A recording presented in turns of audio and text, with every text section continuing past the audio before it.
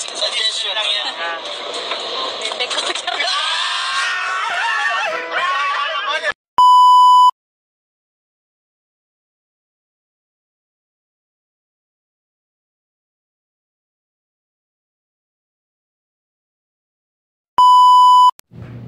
For today's video mga Kalingap, mag-reaction tayo sa video ni Kalingap D.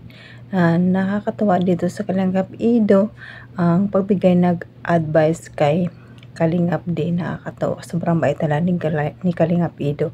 Pero bago dyan natin pag-usapan, patingin ko muna kayo ng magandang araw, magandang gabi.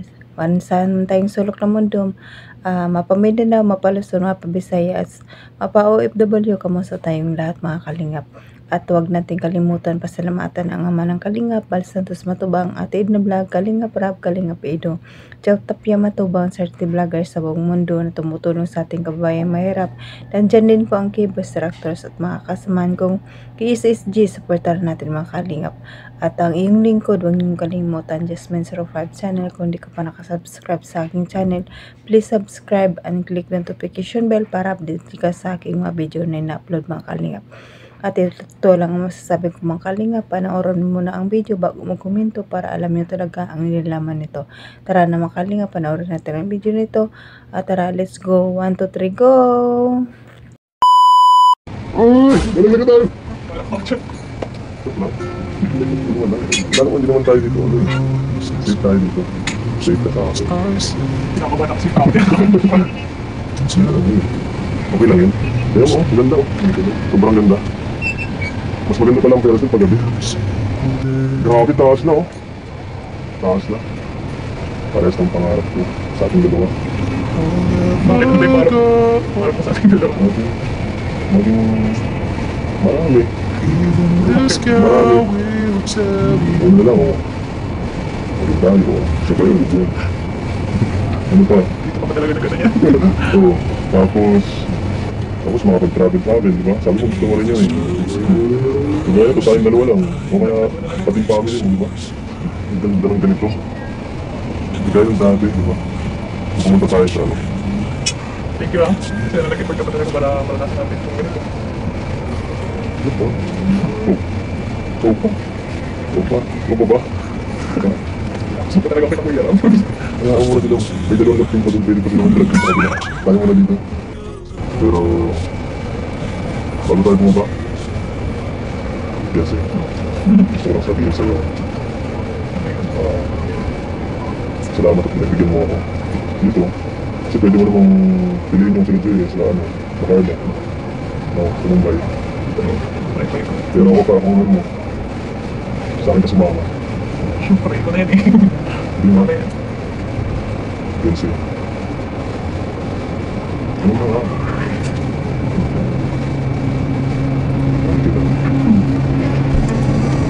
Sakto. Sakto yung sikip ko yun talaga. Oo. Parang okay ka lang.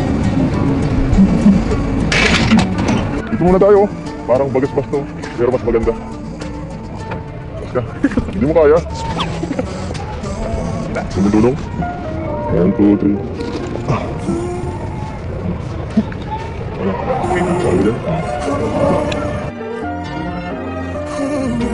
Nakikita ka namin tumutulong din kahit pa paano. Yan, at saka isa pa ay para magpatuloy ka sa, sa isang bagay, learn how to have a parang niche, be great at it, at saka learn how to sell. Bro, meron ka bang mga pinagkakaabalahan na pinagkakitaan ngayon? Ako bro, ang bukod sa pagiging videographer kay Kalingap Rab, ang pinagkakaabalahan ko kasi is nagvi-videographer baga ako. Alam niyo naman yan dito sa Kalingap, gawa ng doon rin tayo nagkakilala.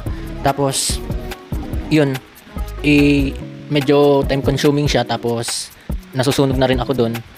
Pero bukod naman doon, meron akong pinagkakakitaan, yung audiobooks. Hanggang ngayon, nag-aano pa rin yun, nagsasell pa rin ako noon. At continuous naman yung sales noon. Tapos yung idea ko ngayon, meron akong gusto sanang i-sell na food product naman. Kasi halos lahat ng naibenta ko, puro digital product. Ngayon gusto kong sumubok sa food product. Yung dried fruits, ganun. Bro, tanong ko lang, gano'n nakatagal yung idea mo na yan? Yung idea na ito bro is, I think nabanggit ko ito sa library noon 2 months ago, ganyan. Ano pumipigil sa'yo para magawa yan? Sa tingin ko bro, ang pumipigil sa akin para magawa yung idea na yun, financial. Gawa ng, kumbaga, meron din akong mga priorities. Financial talaga gawa ng hindi ko maiano yung pangkapital nun. Mabuo. So bro, ito i-challenge kita.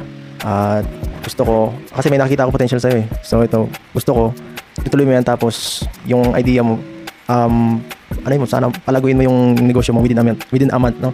So ito bro, maano ko, ma-fund ako sa'yo ng pangpanimula mo sa negosyo mo ha. Ito, bro, para sa'yo to. Bro, tanggapin mo to bro, para makatulong. Ano ang catch naman ito? Kailangan within a month magkaroon ako ng result tapos maibalik ko rin ito agad. Capital. Para kung magbubulong ka lang ito pangalap, basta at least magkaroon ng magandang resulta. Sige bro. Maraming salamat mala. Kasi kung magaling ka lang negosyante, ang dami mong ginamot sa business. Nakita ko yun minsan sa Facebook, sa mga post mo, yung mga audio books mo, yung mga sa photography, di ba? Ang galing mo nga kasi kahit ako di ko kaya. Hindi ako magaling sa ganyang negosyo ng mga talaga kasi di ako masyado sanay sa sa mga ganung klaseng bagay. Kulang ako sa ganyang klase ng kaalaman. Sin pa man, may kanya-kanya tayong expertise at sa tingin ko, yun ang yun ang strength mo Salamat Papa Eds. Yung challenge is accepted. Salamat. Tapos matanong ako ulit ng last piece of advice, bro. Ang may advice ko lang sa'yo ay procrastination is the assassination of all destination. Kaya kung sakali man na may mga bagay ka na kailangan tapusin ngayon, huwag mo nang ipagpabukas. Tapusin mo na agad ngayon kasi mahirap pag yung katamaran ng pinairal natin magiging habit natin yan pag lagi natin kino-consider yung katamaran natin, inuuna natin sa lahat ng bagay, ay di sabi ba, kailangan may disiplina tayo palagi. Isa pa, maghanap ka ng mentor o magtuturo sa'yo para sa paghahanap mo ng niche para mas mapabilis, no? Kasi mahirap magsarili mahirap solonin ng mga bagay. Mas maganda kung may magtuturo, may mga kasamahan ka na mag-guide sa'yo sa gusto mong mapuntahan. Bro, nung in-invite kita, ang plan lang dito is maghingi ako ng advice sa'yo sa pagcha-charity. Tapos ngayon tinulungan mo ako. Tapos challenge mo ako. Tapos marami pa ako sa'yo natutunan. Sobrang solid ng araw na ito. Unforgettable rin to. Salamat. Salamat din bro sa pag-imbita sa iyong channel. First time ko ito makasama sa vlog ni D. Thank you. At natuwa ako. Enjoy naman. So, dito na rin natin tatapusin, bro. So, ayan mga kalingap, napanood naman natin ang video. Sorry mga kalingap po, hindi ako masyado makapagsalita kasi masama ang pakiramdam ko mga kalingap. Pero nagtatry pa rin ako makapag-upload, no. Itong video na ito, auto by Kalingap D. Supportan natin si Kalingap D kasi bago pa rin sa kanyang YouTube channel. Ito yung naging siya ng advice kay Papa Eds, no. Talagang makita natin dito guys si Papa Eds kasi talagang mabait siya kasi tumutulong sa mga kapwa niya keyboys, no. Nakita natin dito na napakagandang advice na kay D, no. Talagang malawak talaga ang pag-iisip namin ni Papa Eds pagdating sa mga ganyang mga advice. Kaya marami talaga siyang natutulungan ng mga kapwa niyang mga keyboys kasi magaling siya. Napaka-mindset niya, ang galing ng kanyang malawak ang kanyang pag-iisip. Magandang yung advice niya, nakakatuwa. At si Papa Eds mag-advise guys, mahalawak kanyang mindset, no.